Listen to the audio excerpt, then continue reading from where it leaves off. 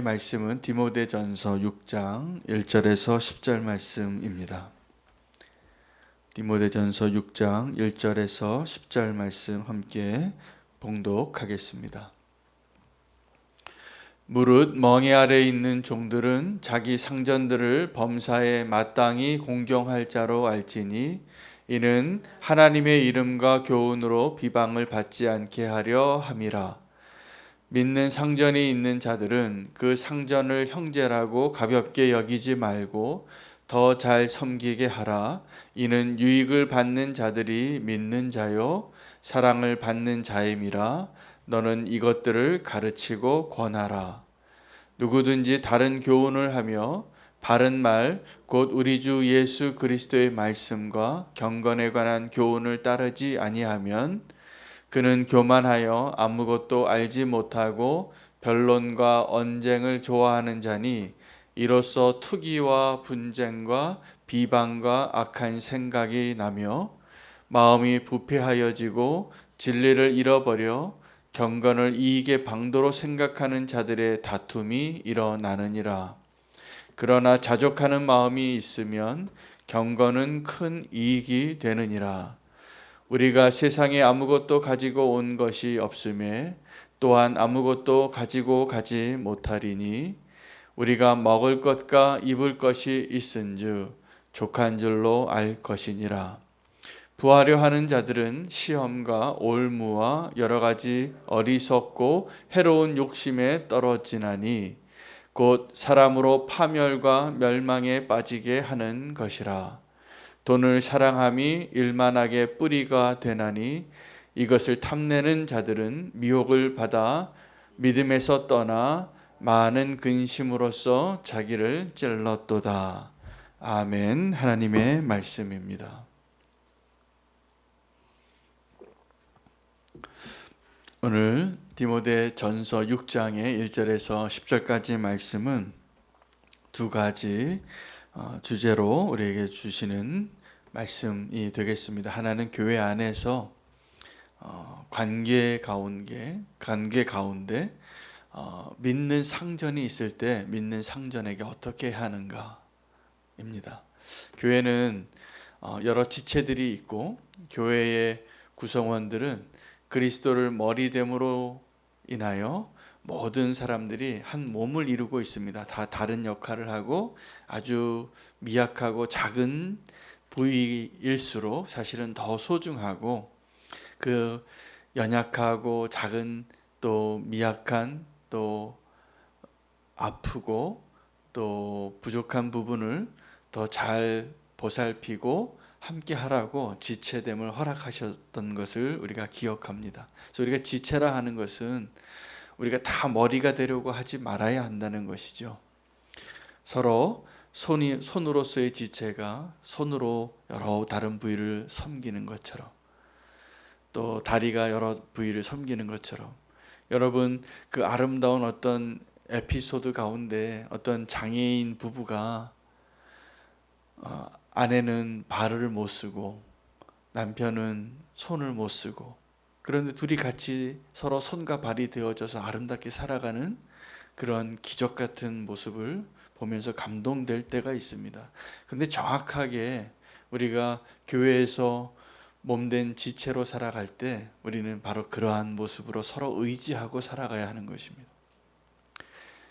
그래서 나 혼자 홀로 서려고 하거나 나 혼자 내가 자랑하거나 그러한 어려움들이 일어나는 것을 막으라는 것이죠. 오늘 본문의 두 가지 주제가 하나는 교회 안에서의 인간관계, 특별히 믿는 상전에게 어떻게 해야 하는 것인가, 또 하나는 한 사람의 경건에 대하여 이야기하면서 돈을 사랑하지 말라고 부하려고 하는 자들에게 주는 메시지가 되는데 결론이 동일한 것으로 납니다. 믿는 상전을 향하여 동일하게 그 마음을 잘 섬기고 믿는 형제라고 우리가 어떤 마음이 들겠습니까? 내가 교회에서는 지체인데 직장에서 상사예요. 그분이 사장님이에요. 그럼 어떻게 되겠습니까? 더 잘해야 되는데 기대하는 마음이 있다라는 거죠. 그래서 어디에 실패하냐 하면 내가 그 믿는 상전에게 종되는 일에 실패합니다. 자꾸 기대하는 거예요. 원래 믿는 상전이 아니었으면 그냥 내가 다른 직장에 다니는 그러한 상전이었다면 당연히 종될 도리를 더 잘했을 텐데 왜 꼭 그렇더라고요. 믿는 상전을 두면 그 종됨에 있어서 더 온전하게 순종하지 못하는 일들이 있기 때문에 관계가 틀어지는 겁니다. 그 부분에 대한 권면이에요. 믿는 상전이 있을 때 우리가 교회 안에서의 관계와 우리가 살아가는 직장에서 일터에서 어떤 관계가 있을 때 우리는 어떻게 해야 하는가? 그 바울의 권면은 오늘 그러한 우리가 현실 가운데 그러한 현실 속에 살아가는데 상전에게 이야기하지 아니하고 종들에게 이야기하더라고요. 더 잘하라고. 여러분, 주인이 바뀐다고 우리의 종됨이 바뀌지 않습니다. 애굽에서 종노릇할 때 그들이 신음하고 있으니까 하나님께서 그들을 건지셔서 주의 백성으로, 하나님의 백성 되는 게 얼마나 큰 축복입니까? 그들이 예배가 회복이 되어지고 하나님의 자녀가 되어지고 놀라운 하나님과의 동행이 계속 되어지는데 그들이 실패했습니다. 오늘 동일한 이 이유 때문입니다. 하나님 앞에 이제 하나님이 그 종된 자들을 자녀같이 삼아주니까, 종된 자들을 하나님의 백성으로 삼아주니까 그들은 감사를 잃어버리고 도리어 원망하고, 감사할 게 엄청 많았습니다. 사실은 그들이 먹고 살고 살아가는데 필요한 모든 걸 광야로 들어갔지만 도리어 그 광야로 들어가서 하나님만 의지하고 하나님이 공급해 주시는 것으로 충분히 매일 만나를 주시고 고기를 주시고 물을 내어 주시는데 그들은 조금만 자기의 기대에 어긋나거나 자기의 마음에 맞지 않으면 못 살겠다고, 돌아가겠다고. 그렇게 하나님께서 건져주시고 구원하신 하나님의 손길에 대해서 온전히 그 축복을 누리지 못했습니다. 불평했습니다. 원망하고 주인이 바뀌었다고. 도리어 한번 비교해 보십시오. 그 애굽에서 그들을 학대하고 말도 안 되는 조건으로 이 벽돌을 찍어내라고, 너희가 우리보다 더 강할까 내가 두렵다고, 그렇게 그들을 정말 억압하던 모든 것을 빼앗기고 그나마 먹는 것 중 그들이 그 화롯불가에서 고기 구워 먹던 그 모습들. 그런데 지금 광야에서는 하나님이 주시는 만나를 날마다 공급해 주시고 주님의 백성으로 하나님을 경험하는 그 은혜를 날마다 예배하며 살아가는데 감사를 잃어버리고 불평하는 자가 된 것이죠. 여러분, 믿는 상전을 두었을 때 대부분 믿는 상전이 믿는 사람이지만 그분에게도 연약함이 있겠죠. 완벽하지 않습니다. 우리는 모두가 다 인간적인 그 장단점이 있겠죠. 그런데 문제는 뭐냐면 우리가 믿는 상전이라고 더 감사하고 더 충성해야 할 바를 하지 못하고 도리어 경홀히 여기는 그 상전을 형제라고 가볍게 여기지 말라라는 것입니다. 그 믿는 상전을 향하여 내가 형제니까 우리 이제 교회에서는 그래도 우리 다 형제 아니냐고, 또 거꾸로는 교회에서 내가 직분이 더 높지 않냐고 이러면서 믿는 상전에게 충성한 모습을, 종된 모습을 잃어버리게 되는 것에 대한 권면입니다. 더 잘하라고. 그래서 내가 거기서 더 종됨을 누릴 수 있는 것을 기뻐하라고. 그 유익이 그에게 더 잘되게 해서 1시간 일하라고 하면 2시간 일해주라는 거예요. 그런데 우리는 1시간 일하라고 하면 왜 더 다른 것들을 주지 않냐고, 그것을 불평하는 자가, 그리고 거기서 원망하는 자가 되지 말라라는 것이죠. 인간관계에 있어서 우리가 믿는 상전에게, 믿는 사람들에게 더 잘하라는, 그래서 그 유익을 더 얻게 하라는 그 가르침이 되겠습니다. 두 번째는 경건한 삶에 있어서 이제 3절부터 10절까지는 다른 교훈을 따르는 자들, 그들은 교만한 자들이라는 것입니다. 그리고 마음이 부패하여져서 그 진리를 잃어버리고, 그리고 경건을 이익의 방도로 생각하는 자들의 다툼이 일어난다고. 믿음을 떠났기 때문입니다. 바른 교훈을 떠나서 마음이 부패해졌기 때문이라는 것이죠. 이 다른 교훈을 따르는 자들과 또 하나는 우리 안에 부하고자 하여서 돈을 사랑하는 마음에 대하여 동일한 결론을 내리더라고요. 바울이 이 다른 교훈을 따라서 마음이 부패하여지고, 그리고 분쟁과 투기가 일어나고, 그리고 온전한 경건을 잃어버리는 자들에 대한 해법은 자족하라입니다. 감사하라입니다. 그러면 그 모든 것을 다시 회복할 수 있는 은혜를 주신다. 그리고 또 하나는 돈을 사랑하는 마음이에요. 돈을 사랑하는 마음이 우리가 다 있죠. 돈이 좀 더 있으면 좋겠고, 조금 더 부자가 됐으면 좋겠고, 더 많은 것을 소유하고 평안하고 안전하고, 그런 마음을 다 가지고 있습니다. 누구나. 그러나 이제 그런 마음 가운데 바울이 뭐라고 이야기하냐면, 돈을 사랑함이 일만 악의 뿌리가 된다라는 것입니다. 일만 악의 뿌리가 되어서 이것을 탐내는 자들이 미혹을 받게 되고, 그리고 믿음을 떠나게 된다는 거예요.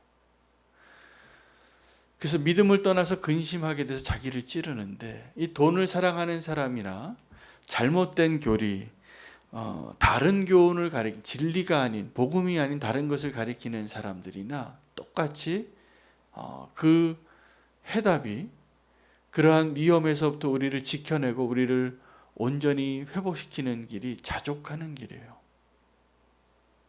그런데 돈을 사랑하면 자족이 안 됩니다.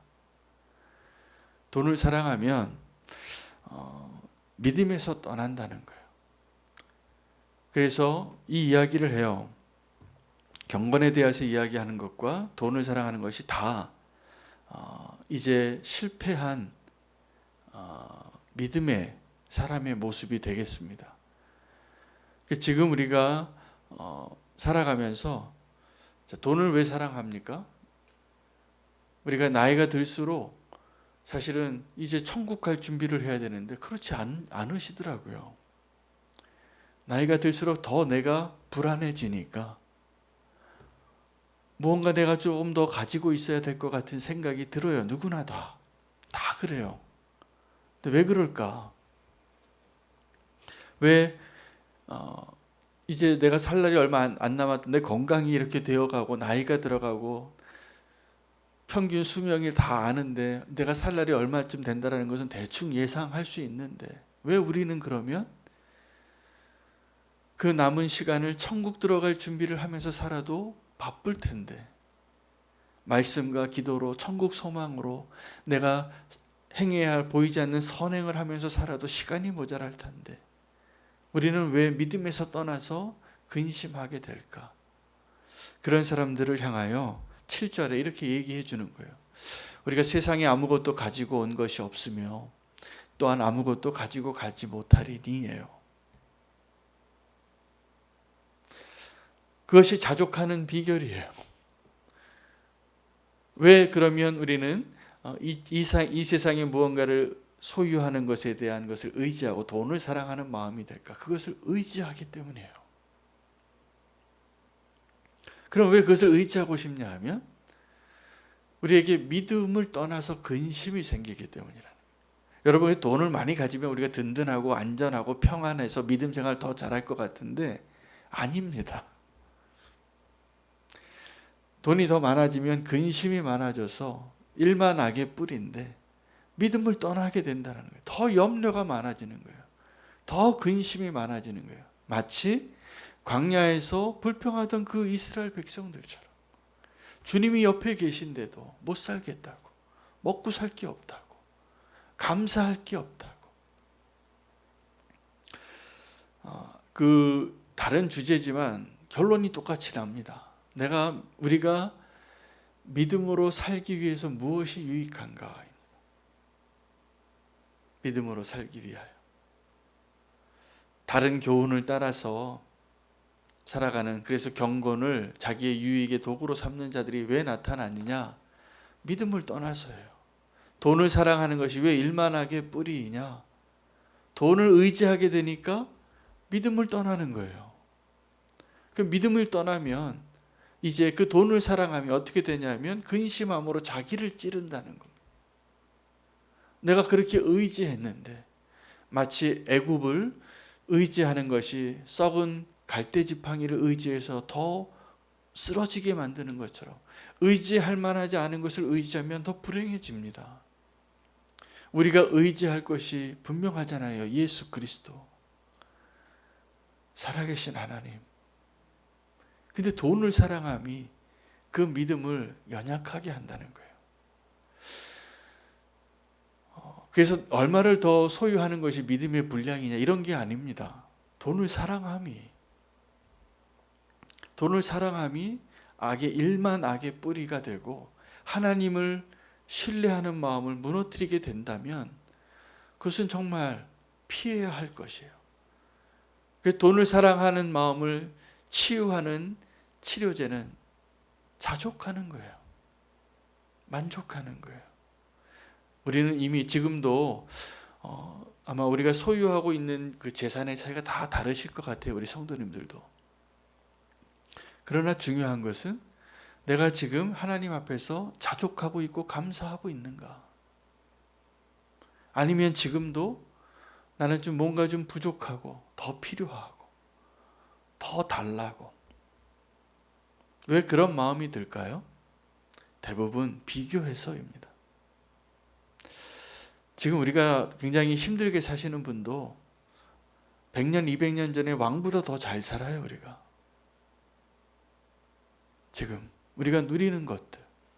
그런데 언제부턴가 우리는 감사를 잃어버리고 나는 정말 불행한 존재같이 느끼는 거예요.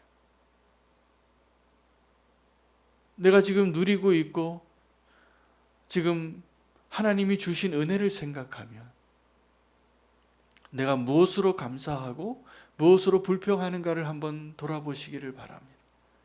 그것은 내가 무엇을 의지하느냐의 문제이고 하나님이 아닌 하나님같이 나의 모든 것을 해줄 것 같이 보이는 게 돈이잖아요. 돈 있으면 다 되잖아요.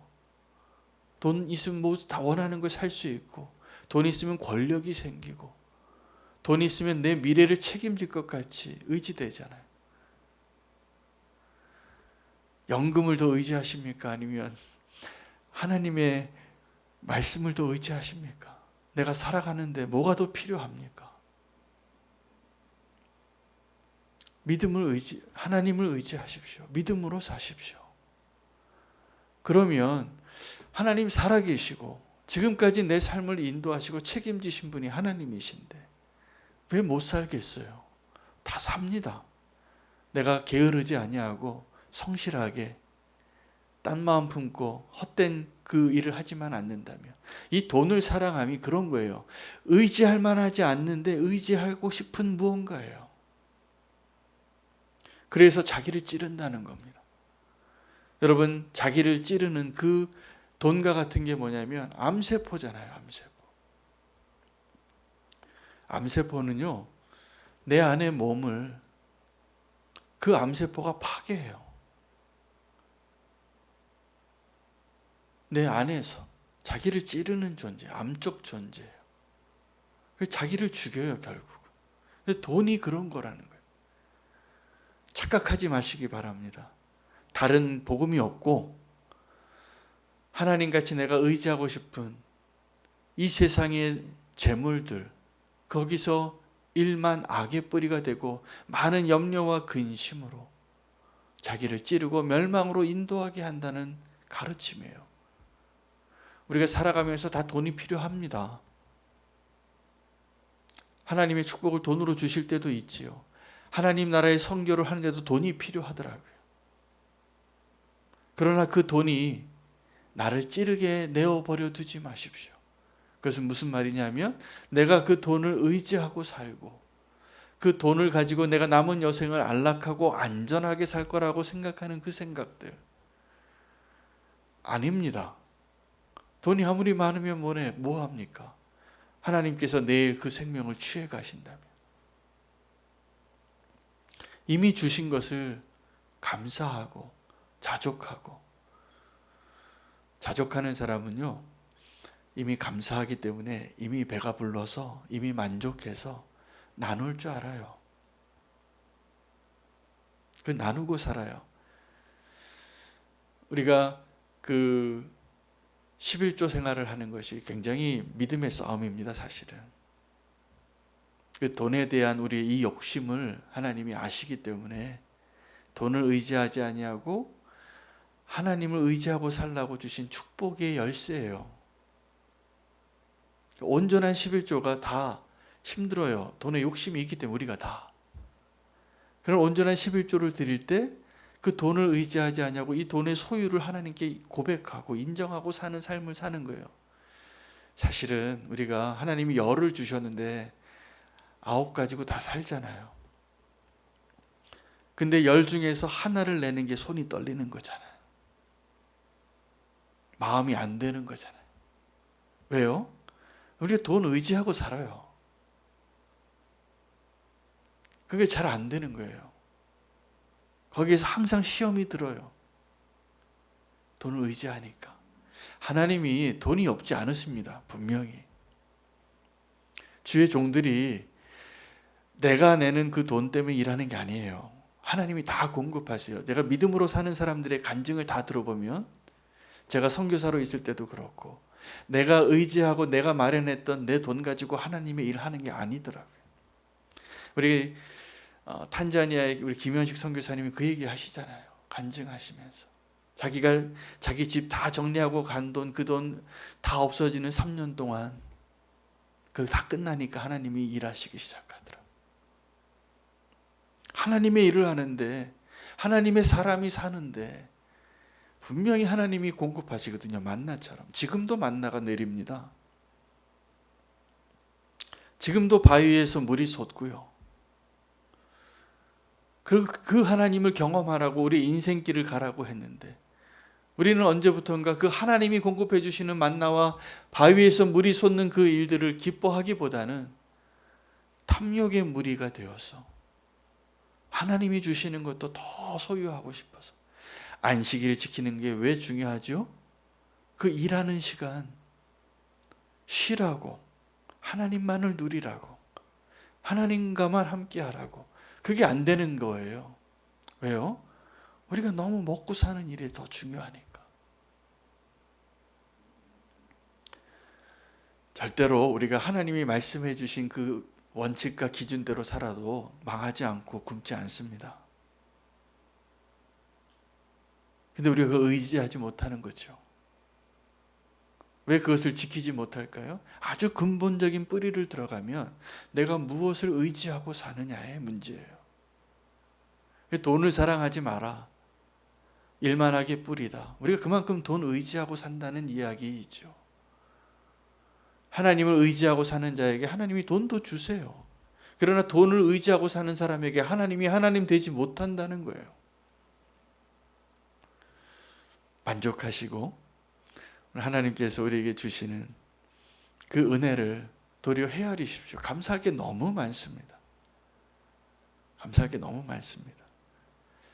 그래서 우리가 다 광야길을 가는 이스라엘 백성과 같은 시간을 지금 살고 있는데 그 인생의 끝에 우리가 빈손으로 와서 빈손으로 간다고 오늘 성경이 말하고 있습니다.